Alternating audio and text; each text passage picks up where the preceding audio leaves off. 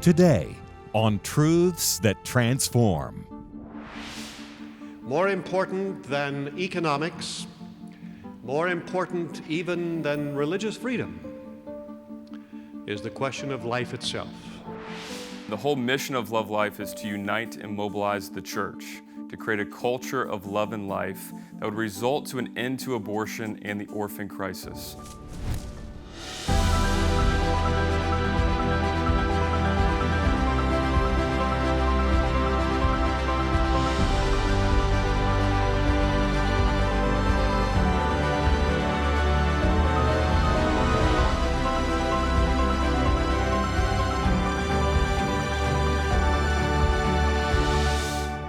Welcome to Truths That Transform, a production of D. James Kennedy Ministries, where we are standing for truth and defending your freedom.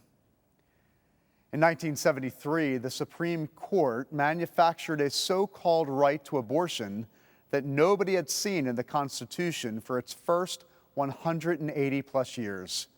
That decision opened the door to 63 million deaths of human babies at the hands of abortionists. But after decades of legal battles, the Supreme Court has finally overruled Roe and its related decisions. Writing for the court, Justice Samuel Alito said, "Roe was egregiously wrong and deeply damaging." But the wailing and gnashing of teeth we saw from protesters in the wake of this recent decision shows how deeply the culture of death has embedded itself.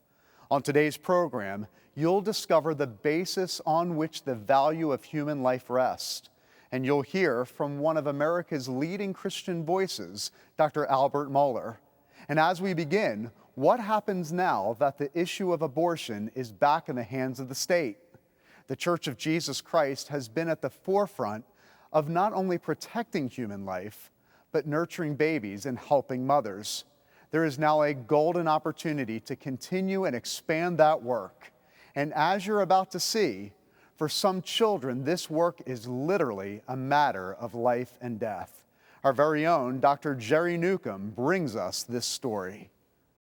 At the Supreme Court today, an historic upheaval. In a sweeping ruling that overturned a half a century of precedents, 5 justices ended the right of American women to choose abortion under the Constitution. It was major news when the Supreme Court vacated its 1973 ruling of Roe v. Wade, which effectively gave America abortion on demand. Abortion is stripped of its special constitutional status, because there's no other medical procedure that has constitutional status, and put it back in the hands of the people. So instead of having to convince 9 justices on the Supreme Court, we say to the other side, and we say to our side, our job is to convince the 330 plus million people of America, and that's where the government power belongs. Anyone who's in public office governs only with the consent of the governed. Well, we can now legislate on this issue where it was legislated before 1973 at the state level. And fortunately, there will be states that will have very radical abortion laws that are very similar to Roe versus Wade, in some cases maybe even worse. New York State, for example, is worse. And there'll be other states like Louisiana and Utah, and I can go through a whole bunch of states that will not allow abortion at all. Texas, example. And so it'll be a hodgepodge, but look, that's okay. Some states like New York, New Mexico, and California want to become major abortion-providing states. There's even a push now for California to put abortion rights in writing in their state constitution. But critics would note that every abortion still stops a beating heart. Well, we have to realize that when it comes to abortion, we are talking about the actual killing of people. So I say it's not just about beliefs, it's about bloodshed. It's not just about viewpoints, it's about victims. We are actually trying to stop the killing of human beings, the smallest human beings in our midst.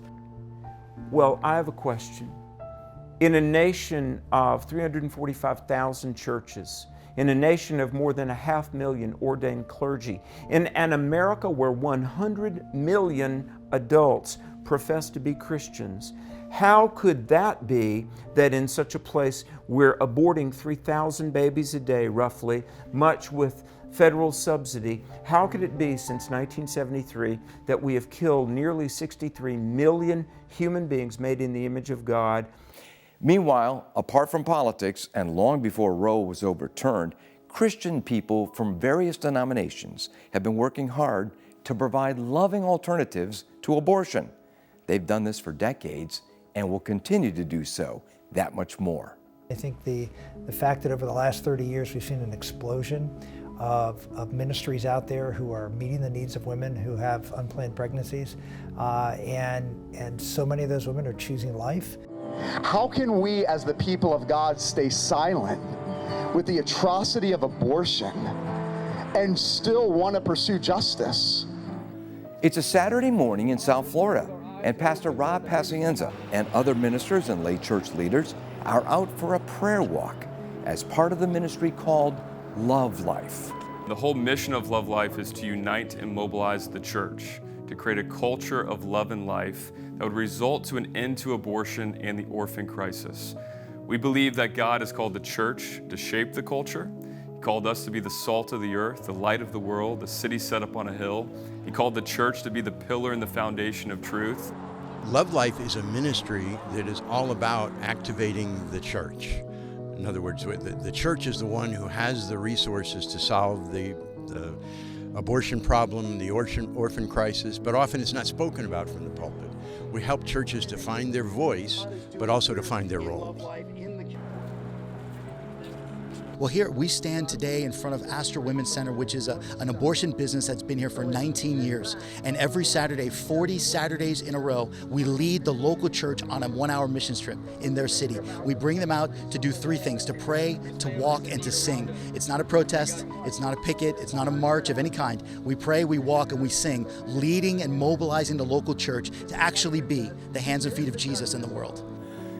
One couple that is involved in Love Life are Mark and Holly Douglas, members of Coral Ridge Presbyterian Church. Mark and Holly, there are a lot of things as believers in Jesus Christ that we can give our lives to. You have given your lives to fighting for the unborn in our region. Why?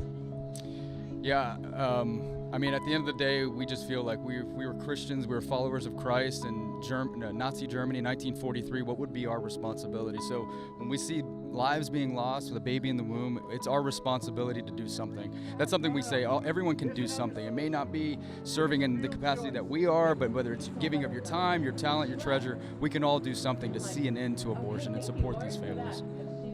Holly, explain a little bit about Love Life in particular. What is so unique about the mission and the vision of Love Life and what you're doing in South Florida?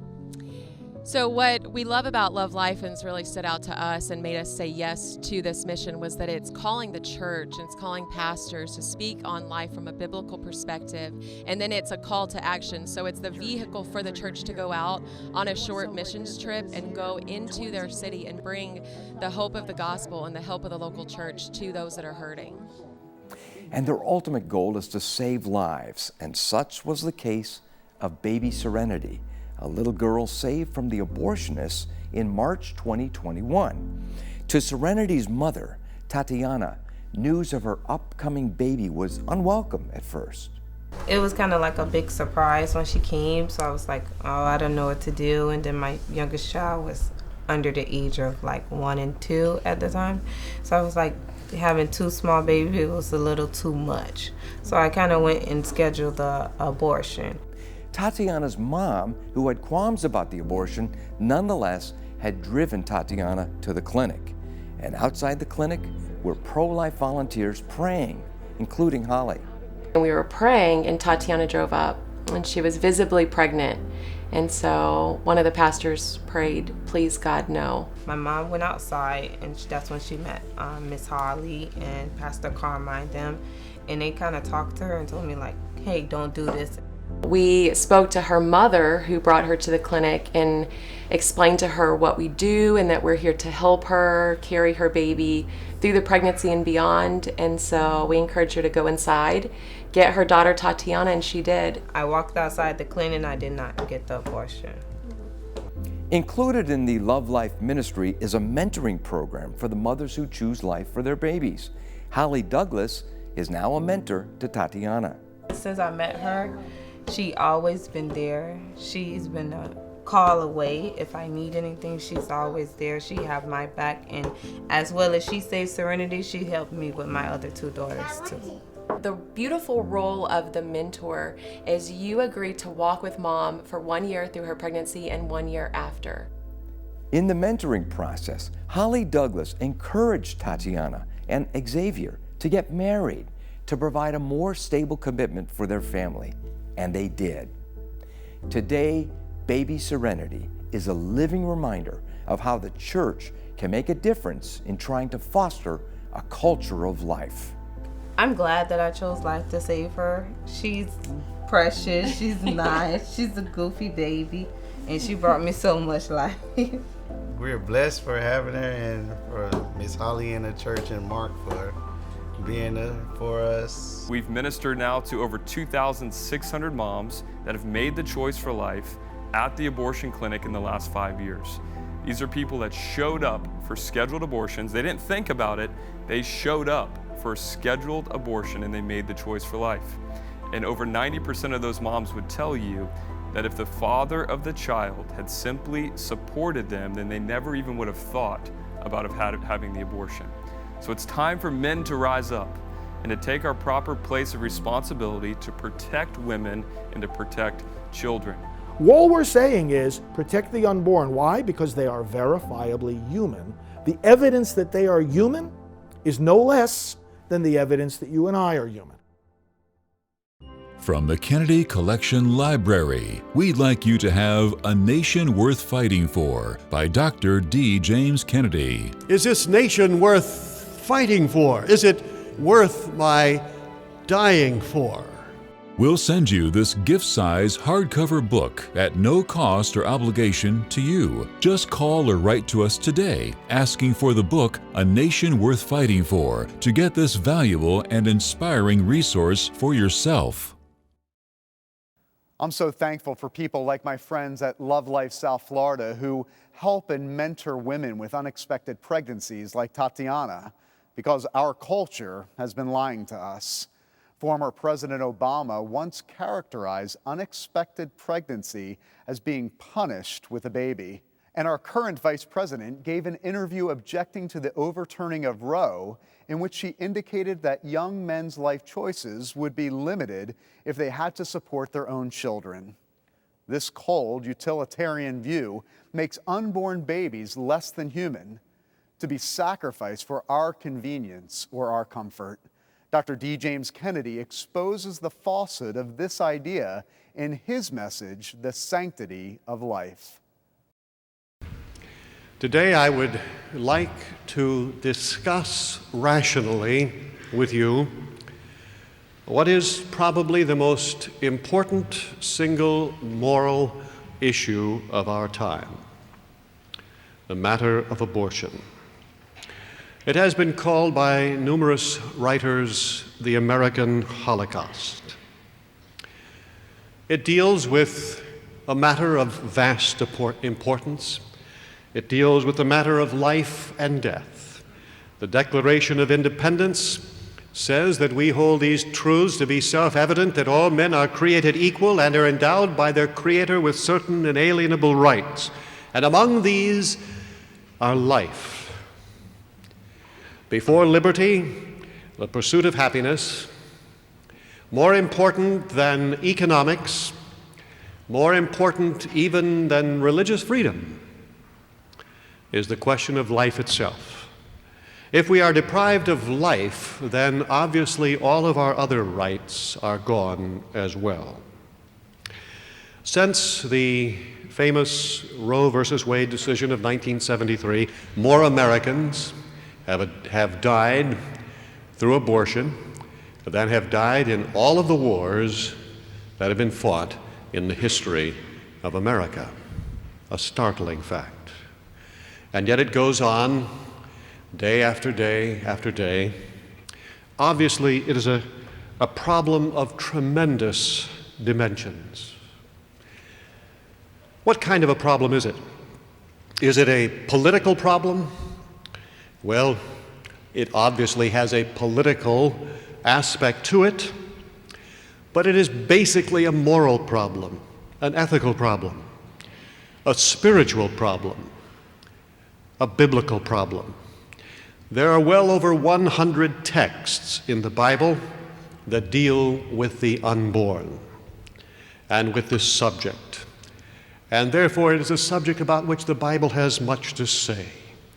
But all too often we have been silent, even as many were silent in Germany when the great atrocities were taking place there.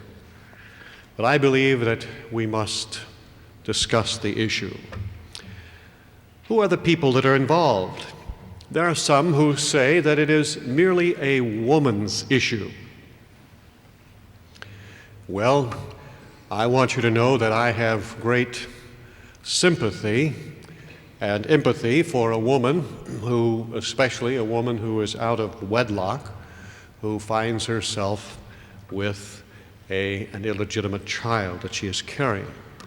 And certainly I feel, as many do, empathetically toward her, and am concerned for her plight, so much so that we have started a home here at the church, as many other Christian churches have done, to try to provide positive, viable alternatives to the matter of abortion, where they can be cared for and provided for.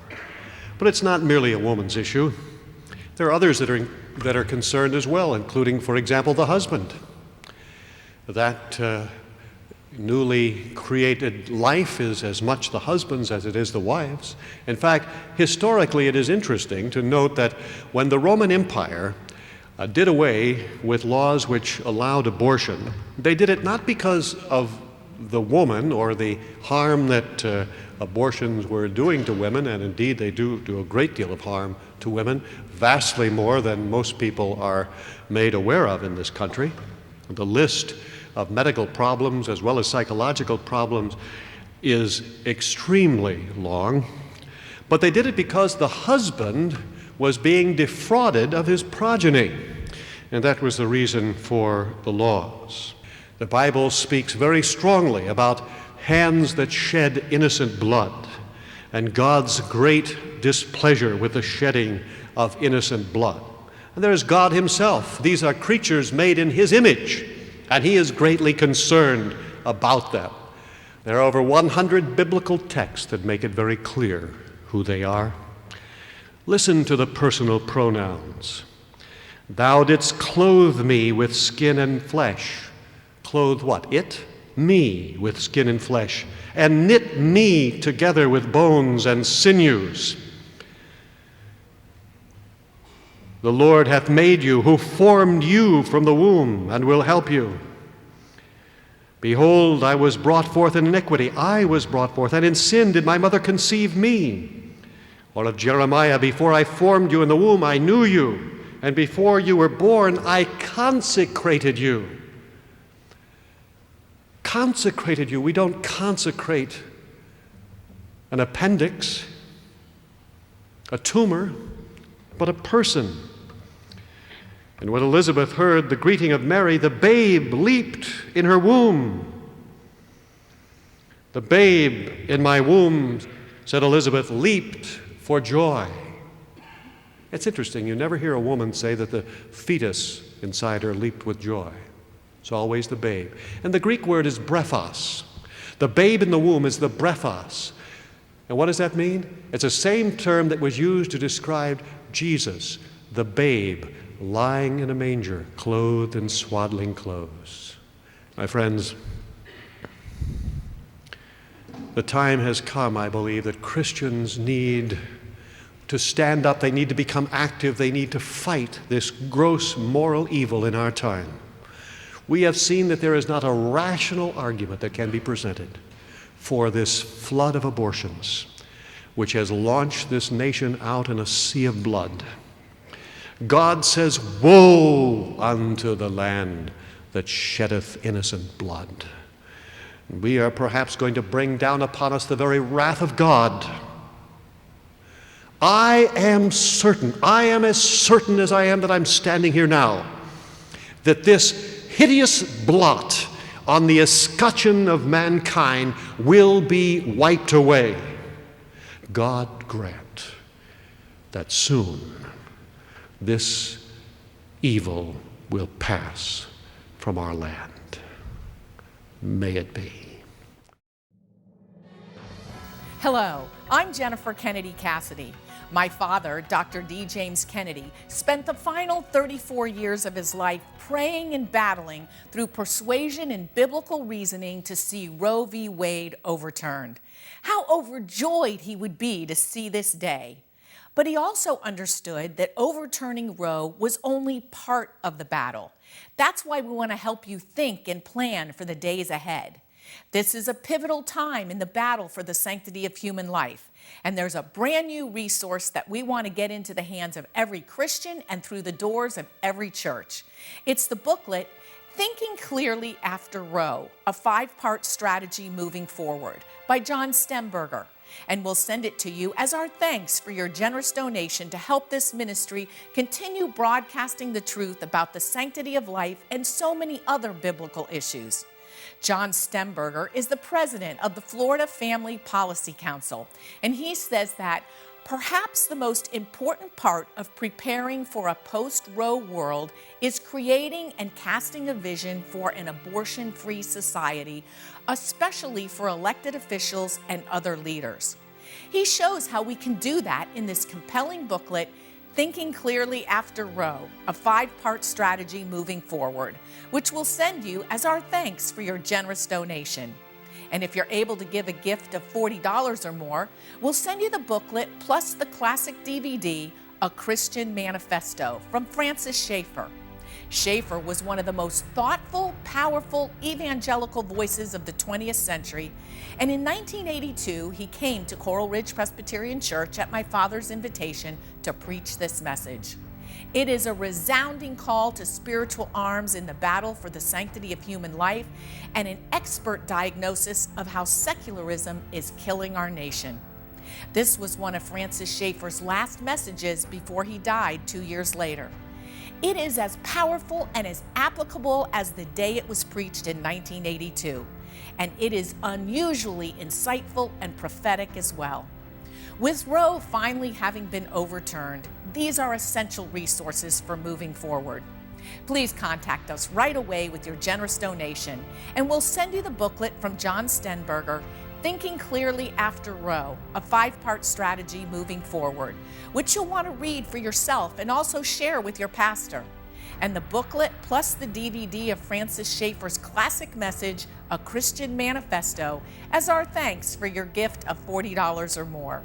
And as you give, you are helping this ministry to expose the truth on issues like critical race theory, the left invading our churches, indoctrination in our public schools, and much more. Simply write to us at D. James Kennedy Ministries, Box 11154, Fort Lauderdale, Florida, 33339, or call toll-free 877-962-7677, or go online to djkm.org. One of the most thoughtful and respected voices in the evangelical world is that of Dr. Albert Mohler, president of the Southern Baptist Theological Seminary in Louisville, Kentucky. Dr. Muller grew up in South Florida and was mentored by Dr. Kennedy as a young man. In the days leading up to the Dobbs decision, I had a chance to sit down and talk with him about the overturning of Roe v. Wade. Here's a portion of that conversation. Dr. Mohler, what does a post-Roe society look like? I think it's going to look very chaotic for a long time. For instance, just in the months leading up to the Dobbs decision, Americans are going to be able to say, well, you had a state like Oklahoma that legislatively banned all abortions. You can look at states and, it's very much a matter of red states and blue states. It's not absolute in the overlay, but it's the closest thing to it. And you're going to see states like Illinois, California, Rhode Island, Massachusetts, that are moving in the most liberal directions possible. And so it's like we're going to be in two Americas on the abortion issue. And look, we have to watch. Several things are going to happen. Number one, Democrats in the Congress will seek, as we've already seen, to legislate Roe. But even when they did that, the Schumer-Pelosi bill was even more radical than Roe. And then state by state, it's going to be an enormous battle. And it's because of, the logic of worldview works its way through. And so the logic of the pro-life position works through, thus Oklahoma. The logic of the pro-abortion argument, it works its way through, thus New York, California, where frankly they almost pay for any abortion and are actually talking about paying for abortions from people out of state. So this is going to be a monumental task. Dr. Muller, we've heard people inside the church say, yes, I'm pro-life, but we can't really focus on abortion. There's so many other issues we need to focus on. But why is a focus on abortion so foundational to having a biblical worldview for all of human life? I'll simply go back to where Francis Schaeffer made the point so clearly right after Roe v. Wade, when he said, if we don't know who a human being is, then who do we know who actually deserves standing to have rights? If you can deny the right of the unborn, you can deny the right to life of the aged, the infirm. And of course, the 20th century showed that even worse can happen with millions of deaths. And so, there is no more basic question than who is a human being and who deserves to be a life protected, preserved, a life that possesses dignity and sanctity. And so you can say, yes, there are other issues, but that's sort of like saying, we'll argue about tax policy and whether people should live, and like there's an equivalence. And we know tax policy is important, but we're going to have to get to that after we determine that every single human life is worthy of protection.